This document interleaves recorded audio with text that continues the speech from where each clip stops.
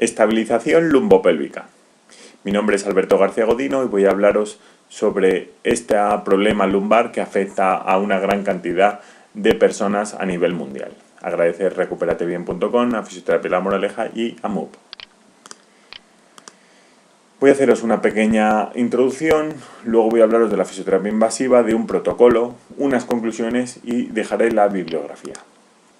A día de hoy el 80% de la población aproximadamente tendrá lo que se llama dolor lumbar crónico inespecífico. Es un déficit de la función en ausencia de patología, asociado a dolor. Existe baja tolerancia a la carga y predisposición al dolor durante el ejercicio. El dolor lumbar inespecífico se asocia con inestabilidad de la columna lumbar. Estos autores lo definen. La estabilidad lumbar va a depender de estos tres sistemas, que son el sistema pasivo, que son los sistemas articulares, superficies articulares, discos, cápsulas, ligamentos, el sistema activo, que son los músculos, tendones, fascias, el sistema nervioso, que es nuestro control motor. Además de esos tres sistemas, existe una parte que son las emociones y los pensamientos, es decir, cómo afrontamos nosotros eso. Es importante que la columna lumbar funcione en su conjunto, es decir, como una unidad funcional.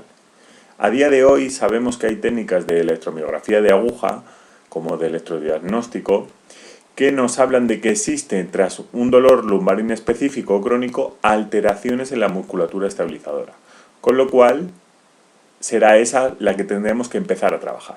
¿Cuál es esta musculatura estabilizadora? El transverso del abdomen y la musculatura multífida lumbar. Observamos en pacientes con dolor lumbar que hay un déficit de la contracción de esa musculatura, es decir, una hipoactividad, y además hay retrasos en la contracción. Hay retrasos en el timing anticipatorio de esa contracción. Este autor lo define. Para ello introducimos el concepto de zona neutra, que hablaba Panjabi en el 92, que es una zona en la cual la resistencia de los tejidos de la columna es mínima. Es decir, es la zona a mitad de recorrido entre una hiperlordosis y una rectificación de la lordosis, esta sería más o menos, y ahí vamos a encontrar una óptima coactivación del sistema neuromuscular. Las posturas y movimientos en la zona neutra optimizan la capacidad de la columna para tolerar la carga y minimizar el riesgo de lesión. Entonces, ¿cuál va a ser nuestro objetivo terapéutico? Activación de estos músculos profundos en posiciones de la zona neutra, esta de aquí. ¿Qué es la fisioterapia invasiva? Pasamos de la introducción y hablamos de la fisioterapia invasiva. Son técnicas de aguja. Para ello será muy importante la utilización de la ecografía musculoesquelética. Nos sirve a modo de valoración. ¿Por qué? Porque nos da seguridad a la hora de hacer técnicas de fisioterapia invasiva. Además nos sirve como herramienta exploratoria. A día de hoy hay autores que la consideran un gold estándar junto con la resonancia. Además nos sirve como biofeedback, porque somos capaces de visualizar la contracción de esa musculatura profunda a tiempo real. Hoy por hoy existe el método RUSI de rehabilitación en ultrasonografía, en el cual se ve que hay un aumento de reclutamiento muscular tanto en sujetos sanos, según este autor, como en sujetos con dolor lumbar inespecífico, este autor. Por lo cual nos puede ayudar mucho a nosotros los fisioterapeutas. En definitiva, valoramos con respecto a la anatomía que sea una morfología normal, es decir, simplemente que veamos que el músculo es más o menos normal comparando con el contralateral. Veremos el tamaño, el área de sección transversal del músculo y si, por ejemplo, existen cambios degenerativos en esta musculatura profunda, que puede haber, pues, por ejemplo, aumento de la degeneración grasa o cambios fibróticos. Con respecto a la función vamos a ver el grado de contracción con respecto al grosor y además ese tiempo de activación muscular, ese timing anticipatorio. Las investigaciones correlacionan que siempre que hay una alteración de la función, casi siempre hay cambios en la estructura, en personas con dolor lumbar inespecífico o crónico. Las técnicas de fisioterapia invasiva producen en el músculo, según mi opinión, y esto es opinión y no información, una disminución rápida del dolor, es decir, una neuromodulación. Tipo de técnicas, la electrolisis percutánea musculoesquelética y la punción seca, por ejemplo, con estimulación tipo PES, Mejora también la movilidad, acelera la respuesta propioceptiva del multícido, es decir, genera una mejor reclutación anticipatoria y estimulación de la placa motriz, reprogramación o reseteo. Os dejo aquí el autor que lo define en el anterior congreso de fisioterapia invasiva. Para protocolo de recuperación, pues yo propongo 8 semanas. ¿Por qué? Porque existe mucha controversia con la estandarización de ejercicios, con respecto a la duración, la frecuencia. Ideas que quiero transmitir al paciente antes de empezar. Pues importante la calidad versus la cantidad. También es importante ese control motor con respecto a la fuerza. ¿Por qué? Porque son músculos antigravitatorios. Entonces debemos trabajar sobre todo más ese control motor. Luego hablar a las personas que hay 2 tipos de músculos, los músculos estabilizadores y los movilizadores. Trabajaremos ambos. Trabajar la columna siempre en esa zona neutra, según lo que hemos contado anteriormente, y reutilizar esos músculos infrautilizados, que en cada persona pues serán distintos. Por ejemplo, el psoas ilíaco, el músculo glúteo medio, que son músculos clave. El paciente debe ser partícipe de su recuperación, debe ser protagonista. Esto es muy importante. Voy a definiros distintas etapas de la rehabilitación, una fase de movimiento, una fase de aislamiento o fase cognitiva, una fase asociativa y una fase autónoma. En cada diapositiva vais a ver una imagen para que sepáis en qué parte de fase estamos. La fase del movimiento, pues lo que su nombre indica, nos interesa sobre todo el movimiento. Va con respecto a la primera semana hasta que desaparecen los síntomas. Sobre todo en esta fase hay miedo al dolor, hay miedo al movimiento y sensación de enfermedad. Entonces tenemos que intentar romper esa sensación de enfermedad. Para ello hacemos ejercicios de movimiento vertebral respetando los principios mecánicos y fisiológicos. A mí, por ejemplo, me gusta mucho el protocolo Mackenzie, que lo que hace es valorar la respuesta sintomática y mecánica al movimiento e intenta ir en contra de los síntomas. Los objetivos: evitar la reducción de la movilidad, evitar el aumento de la presión articular que se crea por la contracción de la musculatura protectora, es decir, esa posición antiálgica, y afrontar, es muy importante, el miedo al movimiento que tiene el paciente. Una frase muy utilizada en mi clínica a día de hoy es que hay que tener más miedo al reposo que al movimiento. Pasamos a la segunda fase, la fase de aislamiento o fase cognitiva. Esta va desde la primera semana a la segunda semana, pero podríamos dejarla en toda la fase de rehabilitación. Como su nombre dice, es de aislamiento o cognitiva. ¿Por qué? Porque debemos encontrar el músculo. Entonces debemos activar esos músculos que realizan la estabilización local sin compensación de grandes estabilizadores ni movilizadores. Para ello haremos contracciones lentas y mantenidas, cargas bajas y acompasadas de la respiración, por ese tipo de fibras antigravitatorias. Trabajaremos siempre en rangos medios, es decir, activación de la zona neutra. El objetivo: activar los músculos que realizan esa estabilización local, contracciones del músculo transverso del abdomen, que generan, según varios autores, una sinergia de la musculatura del suelo pélvico, así como la musculatura multífida espinal. ¿Cuál es el ejercicio? El que conocemos todos en fisioterapia. El llevar el ombligo hacia adentro y hacia arriba a la hora de soltar el aire sin modificar la columna lumbar ni torácica. Realizando siempre el ejercicio en una posición neutra y acompañarlo de la respiración y contracción del suelo pélvico. Este es el autor que lo define. Bueno, vamos a ver un vídeo en el cual encontramos el oblicuo interno, oblicuo externo, oblicuo interno y aquí el transverso del abdomen. Y cómo queremos contraer ese transverso del abdomen a la hora de soltar el aire. Ahí está. Intentando no reclutar los músculos más superficiales. Muy bien. Ejercicios que podremos hacer, pues por ejemplo, simplemente encontrar ese músculo en prono, encontrarlo en cuadripedia o en decúbito lateral, como manda la imagen.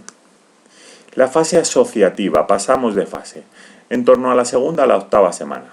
Una vez aprendido el reclutamiento de los músculos estabilizadores, lo asociamos con ejercicios de movilidad. Para ello es importante mantener esta cocontracción del transverso abdominal. Objetivo: mejorar la calidad del control motor, realización de los ejercicios que requieren una cocontracción del transverso con el reclutamiento de otros músculos, los erectores lumbares, glúteos, abdominales, el psoas, etc. Ejercicio. El paciente asume la realización de ejercicios con previa transición del transverso abdominal y contracciones lentas y prolongadas. Yo he puesto un ejemplo de 3 por 20 repeticiones o, por ejemplo, si hacemos isometría, mantener 15 segundos. Por ejemplo, hacer ejercicios de erectores lumbares, levantando una pierna o levantando un brazo, o, por ejemplo, levantando brazo y pierna, o simplemente levantando pierna, o, por ejemplo, sobre el fútbol, levantando los brazos. Más ejercicios, levantando una pierna, levantando pierna y brazo contrario, aguantando las dos piernas en el aire o incluso disminuyendo la base de sustentación con menor apoyo en nuestro abdomen. Ejercicios de báscula pélvica. Pues por ejemplo en decúbito supino, sedestación o en cuadripedia. Aquí podemos hacerlo en fútbol que nos va a dar mayor sensación propioceptiva. Igualmente con esa previa contracción del transverso abdominal. Siempre cargas bajas y acompasados de la respiración.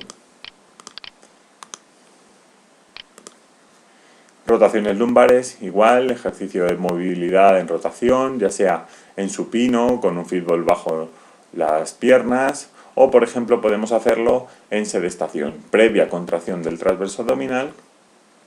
Lo que haremos son movimientos de rotación.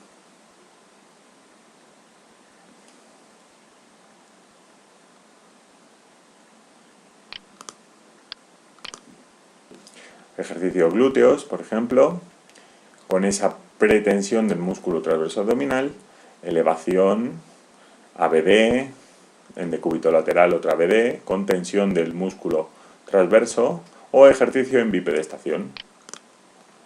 Abdominales, encogimientos, sin modificar la curva de la zona lumbar, sin meter presión, o por ejemplo elevación de piernas, primero una y luego otra, o incluso de lateral, intentando tener esa pretensión en la musculatura abdominal lateral. En sedestación también.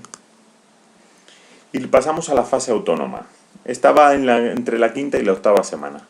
Acordaros que esto es un protocolo que luego se puede romper dependiendo de cómo esté el paciente.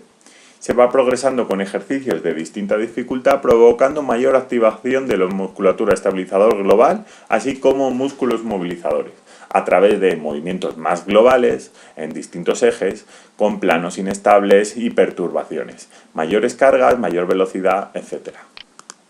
Objetivo: normalizar esa biomecánica articular lumbopélvica, reducir el gasto energético que se produce en una mala contracción de la musculatura lumbar, ya que contracciones mantenidas de músculos superficiales, como por ejemplo el cuadrado lumbar y psoas, generan al final un agotamiento.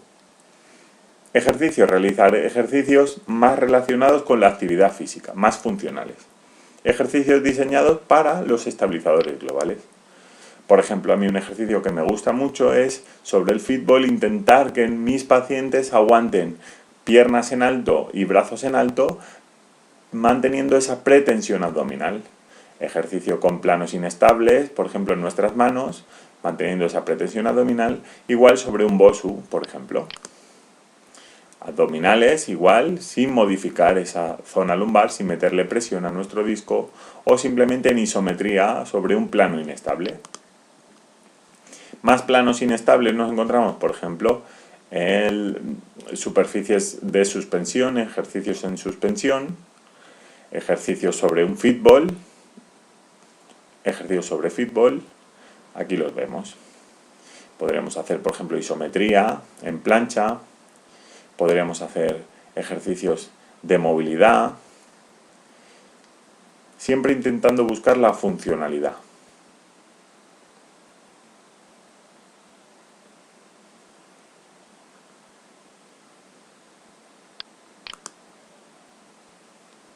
Esa pretensión abdominal y hacer ejercicios de movilidad y de fuerza. Ahí estamos. Más ejercicios en decúbito lateral con entrenamiento de suspensión, ejercicios movilizadores en entrenamiento de suspensión y con planos inestables. Muchísimas gracias. Aquí vamos a ver un ejercicio más, que es, por ejemplo, con otro plano inestable, en el cual nuestro paciente debe mantener ese equilibrio con esa pretensión abdominal, e incluso nosotros podemos desviar su atención simplemente empujándole o diciéndole que cierre los ojos, o por ejemplo dándole una pelota y que la bote. Conclusiones. Seguir esta línea de trabajo de estímulo biológico es importante a nivel de la fisioterapia invasiva. El tratamiento debe ser individual y está sujeto a las características personales del paciente o deportista y a su evolución, y requiere además una disciplina y mantenimiento en el tiempo. Si os dais cuenta, no requiere de equipamientos especiales ni de mucho espacio. Y deciros que el dolor lumbar normalmente es multifactorial y se asocia con inestabilidad de la columna lumbar.